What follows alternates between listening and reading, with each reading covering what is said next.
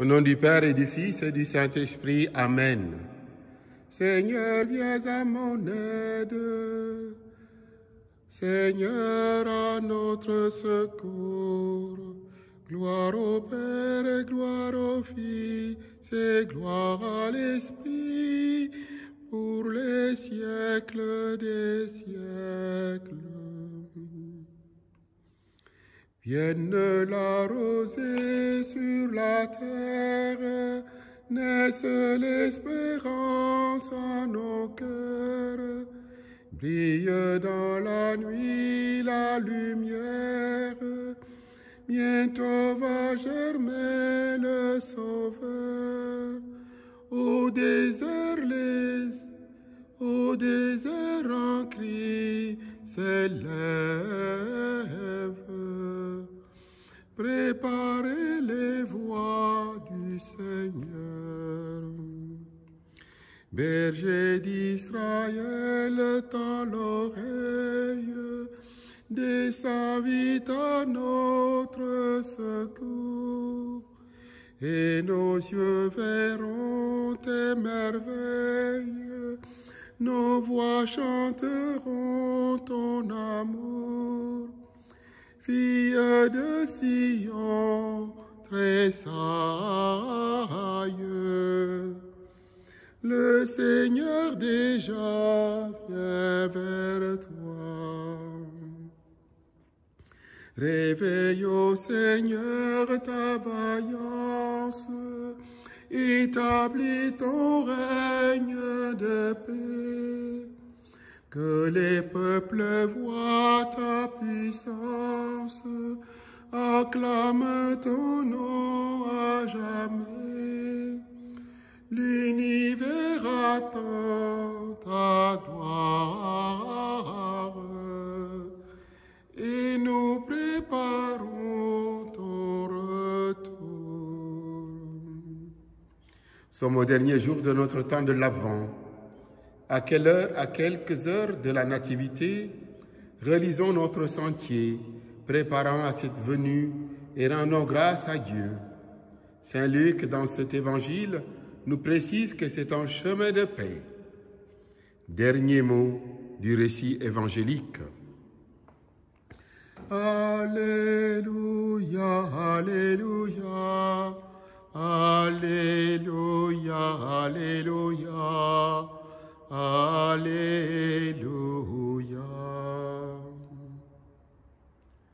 L'évangile de Jésus-Christ selon saint Luc. En ce temps-là, naissance de Jean-Baptiste, Zacharie, son père, fut rempli d'Esprit Saint et prononçant ces paroles prophétiques. Béni soit le Seigneur, le Dieu d'Israël, qui visite et rachète son peuple. Il a fait surgir la force qui nous sauve dans la maison de David, son serviteur, comme il avait dit par la bouche des saints, par ses prophètes depuis les temps anciens. Salut qu'il nous arrache à la main de l'ennemi, à la main de tous nos oppresseurs, amour qu'il montre envers nos pères, mémoire de son alliance sainte. Serment juré à notre Père Abraham de nous rendre sans crainte, afin que délivrés de la main des oppresseurs, nous le servions dans la justice et la sainteté en sa présence tout au long de nos jours. Et toi, petit enfant, tu seras appelé prophète du Très-Haut. Tu marcheras devant, tu prépareras ses chemins pour donner à son peuple de connaître le salut par la rémission de ses péchés. Grâce à la tendresse, à l'amour de notre Dieu, quand nous visite l'astre d'en haut, pour illuminer ceux qui habitent les ténèbres et l'ombre de la mort, pour conduire nos pas au chemin de la paix. Quelle découverte faisons-nous de neuf en reprenant le cantique de Zacharie? Dans sa liturgie des heures, l'Église le reprend chaque matin pour se renouveler dans la tendresse de Dieu.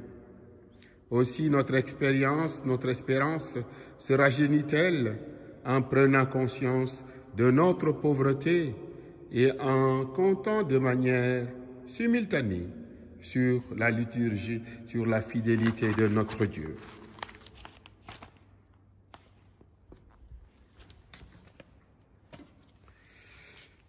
Préparez le chemin du Seigneur. Ouvrez large la porte de vos cœurs.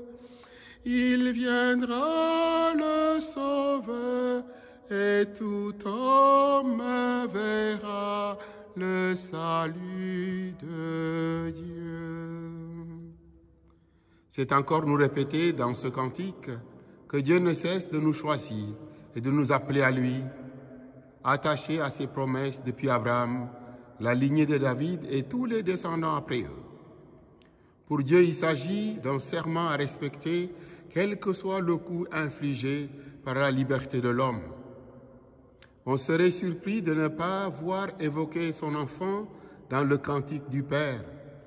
Le prophète est surnommé, le Baptiste est surnommé le prophète du Très-Haut. Pour sa double mission, marcher devant sous le regard de Dieu et préparer ses chemins.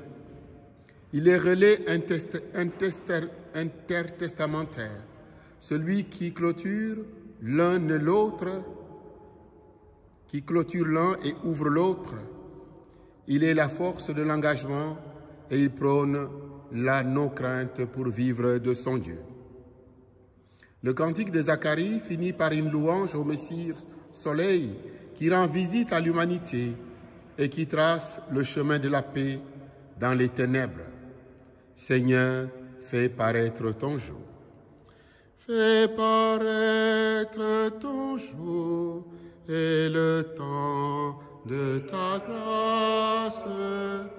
Fais paraître ton jour, que l'homme soit sauvé. Une homélie du IVe siècle. Marie dit alors, « Mon âme exalte le Seigneur, et mon esprit tressaille de joie en Dieu mon Sauveur. Il a porté secours à Israël son enfant, se souvenant de sa miséricorde et de l'alliance qu'il avait établie avec Abraham et sa descendance pour l'éternité. Voyez-vous comment la Vierge surpasse la perfection du patriarche et confirme l'alliance que Dieu a établie avec Abraham lorsqu'il lui dit « Telle sera l'alliance entre moi et toi ». C'est le chant de cette prophétie que la Sainte Vierge, Mère de Dieu, adresse à Dieu lorsqu'elle dit « Mon âme exalte le Seigneur, car le Tout-Puissant a fait pour moi de grandes choses. Saint est son nom. En me rendant la Mère de Dieu, il préserve ma virginité. En mon sein se récapitule pour y être sanctifié la plénitude de toutes les générations, car il a béni tous les âges, hommes et femmes, jeunes gens, enfants, vieillards. Il a renversé les puissants de leur trône et élevé les humbles, les peuples païens qui étaient affamés de justice ont été exaltés. En faisant paraître leur humilité et leur faim de Dieu, et en sollicitant la parole de Dieu comme la Cananéenne demande les miettes, ils ont été rassasiés des richesses qui recèlent les mystères divins. C'est tout le lot des faveurs divines. Jésus-Christ, notre Dieu, le Fils de la Vierge, l'a distribué aux païens. Il a relevé Israël, son enfant, non un quelconque Israël, mais son enfant dont il honore la haute naissance. Voilà pourquoi la Mère de Dieu appelle ce peuple son enfant et son héritier.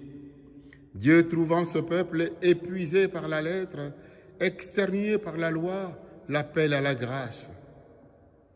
En donnant ce nom à Israël, il le relève, se souvenant de sa miséricorde alors qu'il l'avait promis à nos pères en faveur d'Abraham et de sa descendance pour l'éternité. Ces quelques paroles résument tout le mystère de notre salut. Voulant sauver l'humanité et sceller l'alliance établie avec nos pères, Jésus-Christ alors incline les cieux et descendit. Et ainsi, il se manifeste à nous se mettant à notre portée, afin que nous puissions le voir, le toucher et l'entendre parler. Préparez le chemin du Seigneur, ouvrez large la porte de vos cœurs. Il viendra le Sauveur, et tout homme verra le salut de Dieu.